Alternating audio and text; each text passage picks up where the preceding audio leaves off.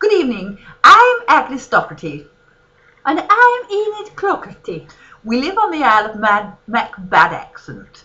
We are the only true Scottish people remaining on this island, which is where all Scottish people originated from, and we're here to tell you the terrible truth. North of the border is actually and always has been England. So all those people who think they live in Scotland are actually living in England. And because we are the only true Scots left, we'll tell you a little bit about Scottish history and how it began. Would you like to start, Mrs. Clocherty? I will start, and I'll start by telling you about how the bagpipes came to be.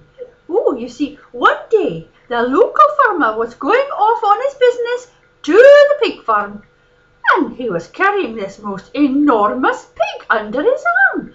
As he was trottering along, he was rushing and huffing and puffing, and he squeezed the pig rather tight because it was struggling so much, and this enormous fart came shooting out of its arsehole, and so was the start of the bagpipes. Oh, it's very interesting, isn't it, indeed? Oh, it is, dear.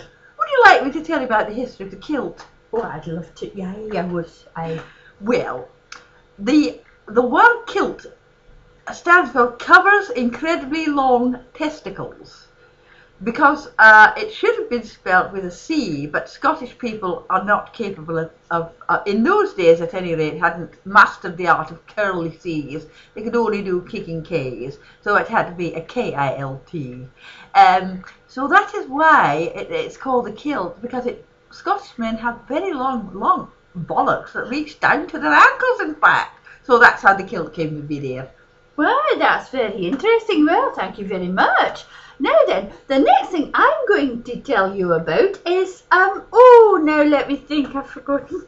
What is it I'm thinking of telling you, dear? Are you not talking about Scottish dancing, dear? That's do right, get yourself together, Enid, really. Oh, you are one. Oh. In front of this camera. Anyway, yes, that's right, Scottish dancing, how that came to be. Well, you see, the trouble with, as you have just quite rightly explained, the men have incredibly long bollocks. So, when they was going across the glens and the hills, they had to leap and down, because we have some very ferocious ferrets, you know, up in the north. So that to avoid getting their bollocks bitten, they had to do a lot of leaping and jumping about on their toes to keep their balls from scraping along the floor. So there you go, and there became the Scottish dancing. Well, that was very, very interesting and enlightening indeed.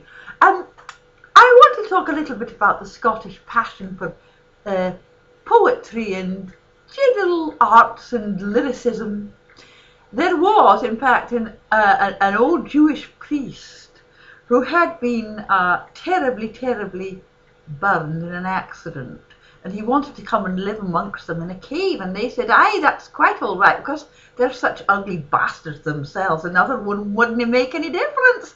Anyway, this old Jewish priest, his name was Rabbi, and none of them knew his name, so he was known as Rabbi Burns because of the terrible burns and scars that he had on him.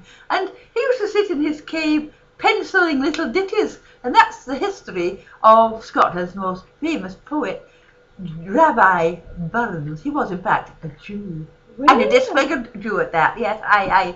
Well, my goodness, that's very interesting. Well, I hope all these people have enjoyed listening. No, I haven't finished yet, dear. Don't you remember how they all came to be? Oh, my goodness, the most important part.